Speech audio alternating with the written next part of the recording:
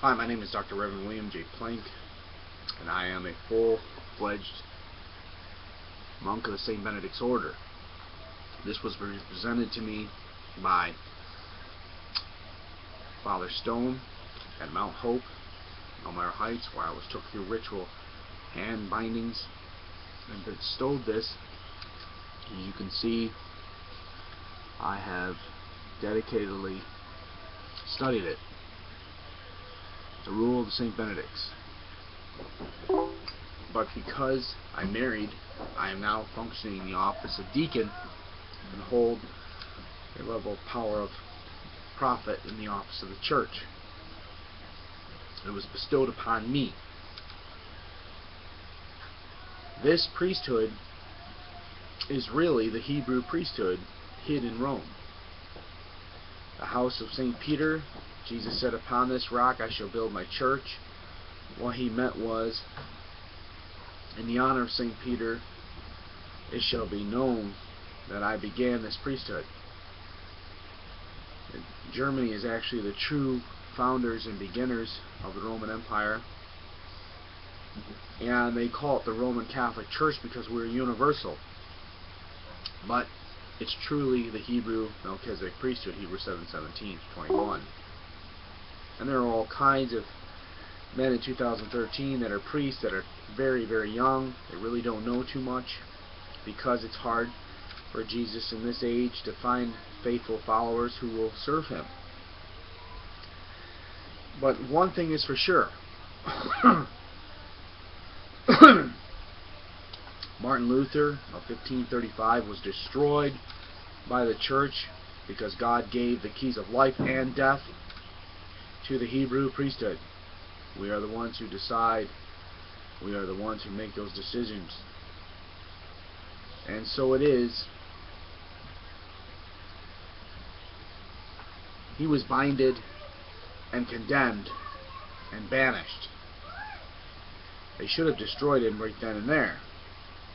And what they didn't realize at first was that he would instantly build the Antichrist, the great beast, which is the Protestant army, which we call the Lutheran army. There's a lot of you Protestants that love God, but you don't understand the method of God that you represent is all under Luther, and it is a curse.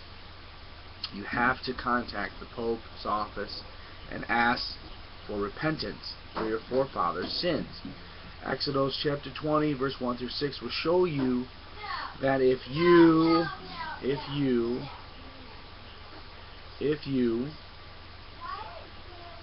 sinned against God's church and followed Luther or Lutherans' teachings and came to America and helped build the Antichrist, the beast, which is the United States Corporation, founded in 1734, then you are still under that curse.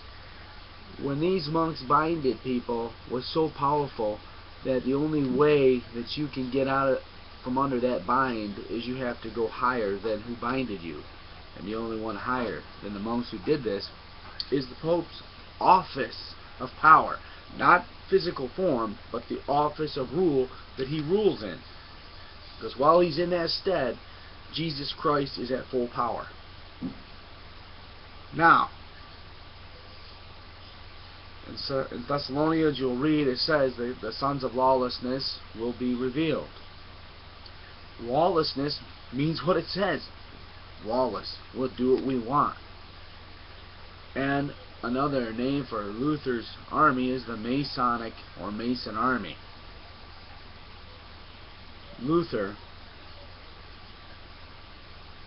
instantly became a Mason when he was banished from the church of the Hebrew. Because if you're not a Hebrew, then you're condemned. You're outside of the one true church of God. And you are under condemnation. And that is exactly what is wrong with the United States Corporation. It is so condemned now that it says church and state are separated. It literally boasts it's so full of hell. So, if you wanted to know, that's what's going on here. Obama doesn't know all that. Most of you don't because you're not monks. You're not deep teachers of God. But you're going to be a victim of the curse no matter what, because God isn't interested in caring if you know or don't know. You're supposed to know. God has given you all the signs and all the ability to find this information out. But you've been lazy and sluggards and filled with hell. And when God's judgment comes, all of you that are found not in the right title, the right priesthood, you're going to hell. There's nothing no one can do to save you. Just because you know Christ doesn't mean you're getting into heaven. Jesus said, "Many will come to me, and they will say, Lord, Lord, did we not cast out demons? Did we not do great things in your name? And did we not build great things for you? And he will say unto you, Depart from me, I never knew you." You can sin away the day of grace by not obeying God correctly. If you're living a life that is not in subjection to the true Christ, then you are being an example outside of the true church, the true will of the church, and you're standing as a heretic. And these are the kinds of Christians that we call the Antichrist. They have a form of godliness but lack the full their power up, because God does not honor a truth and a lie together. And throughout the ages, the Hebrew priesthood has been surrounded by statues and jewelry and garbage, because that's Satan's way of trying to make the priesthood look like it is not what it says it is.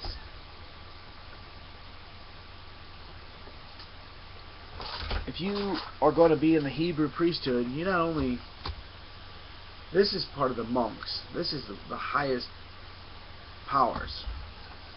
You'll be mandated to have to master this.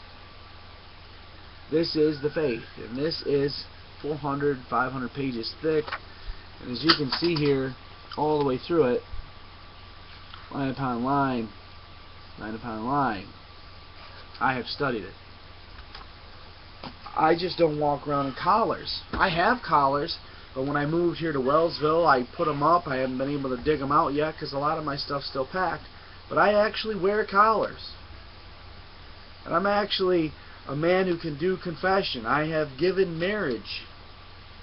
And this is very real. I have people trying to accuse me of being cockamamie or being out of my head because I am so busy in my vocation of raising my children right now that people take advantage of that. Once my children are completely out and grown up, I can then go and serve in a synagogue or serve someplace doing deacon powers even greater. But right now, I'm advocating the church on Sunday, doing my job, preaching and teaching the gospel, and I throw some very powerful things at your minds because, like a chisel and a hammer, I'm pounding away, chipping away at the lies and slowly steering your mind. Or like an eye doctor, I'm adjusting your eyesight so that you can see things in the proper perspective. The King James Bible is a gorgeous Bible. We call it the short dagger. But fact remains, it was made by a heretic. And it was to the Hebrew Roman Church. We can identify Lutherans just by seeing you with that Bible. When we see you with the King James, we automatically know you are part of Luther's army and you're under the curse.